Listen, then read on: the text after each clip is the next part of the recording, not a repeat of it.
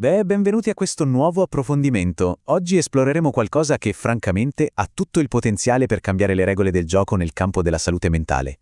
Immaginate un trattamento per la depressione che non vi chiede di aspettare settimane o mesi per vedere se fa effetto, ma che agisce in modo rapido, con un'infusione di appena 10 minuti. Sembra fantascienza, ma stiamo per analizzare uno studio clinico reale e davvero affascinante su una specifica molecola psichedelica, la DMT. Vogliamo capire se e come questa sostanza possa offrire una via d'uscita concreta a chi soffre di disturbo depressivo maggiore. Ecco come ci muoveremo oggi. Divideremo l'analisi in 5 sezioni. Partiremo dal divario nel trattamento della depressione, passeremo alla DMT come soluzione a breve durata d'azione, esploreremo la progettazione dello studio clinico, i risultati di sollievo rapido e prolungato e infine faremo il punto sulla sicurezza e le prospettive future. Iniziamo. Parte 1. Il divario nel trattamento della depressione. Ovvero, cosa succede quando le opzioni terapeutiche standard semplicemente non bastano? Per capire l'urgenza di questa ricerca dobbiamo partire da un numero, 10,5. Pensateci un attimo, i 34 partecipanti coinvolti in questo specifico studio clinico avevano sofferto di depressione in media per 10 anni e mezzo, oltre un decennio di convivenza con una patologia logorante. Mette i brividi, vero? Questo dato ci fa capire perfettamente perché c'è un disperato bisogno di nuove soluzioni. Stiamo parlando di persone che spesso le hanno provate tutte senza mai trovare un vero sollievo. Passiamo alla parte 2, la DMT, una soluzione a breve durata d'azione e in pratica un approccio del tutto nuovo alla terapia psichedelica. Ora, la molecola al centro di questa potenziale rivoluzione è la dimetiltriptamina, che d'ora in poi chiameremo semplicemente DMT. È una sostanza presente in natura che agisce sui recettori della serotonina nel cervello. Ma ecco dove le cose si fanno interessanti.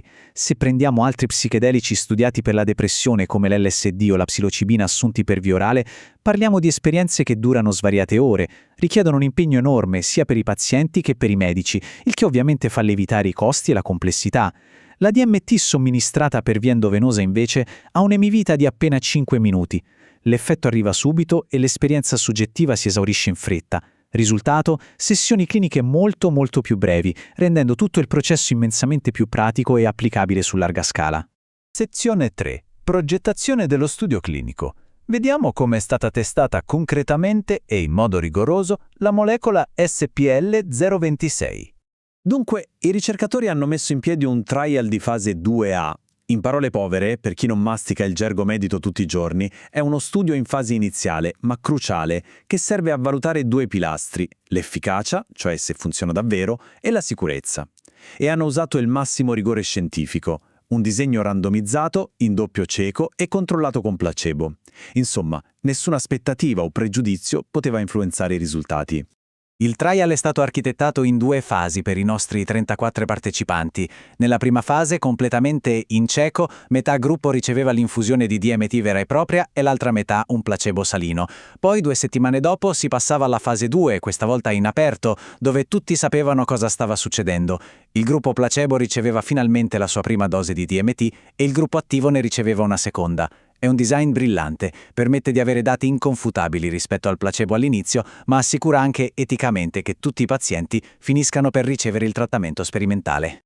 Ma cosa succedeva esattamente il giorno del trattamento? Perché attenzione, non era una flebo e via a casa, era un processo altamente strutturato.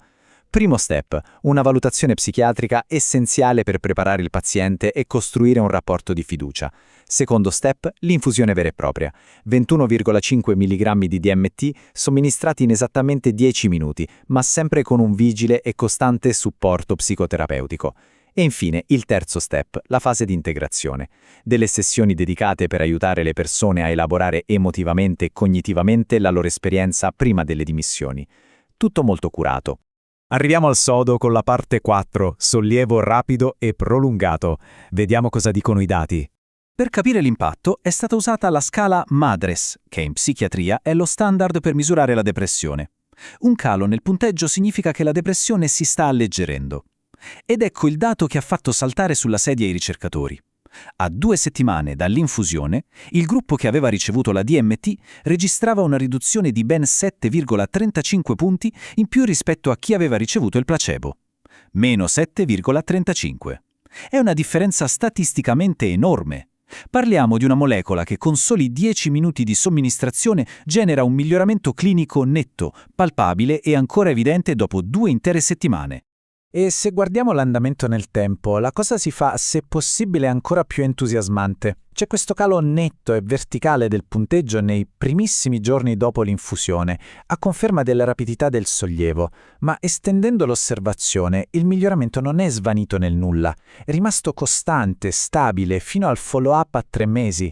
In pratica, l'effetto benefico è durato molto, molto tempo dopo che il farmaco aveva abbandonato il corpo.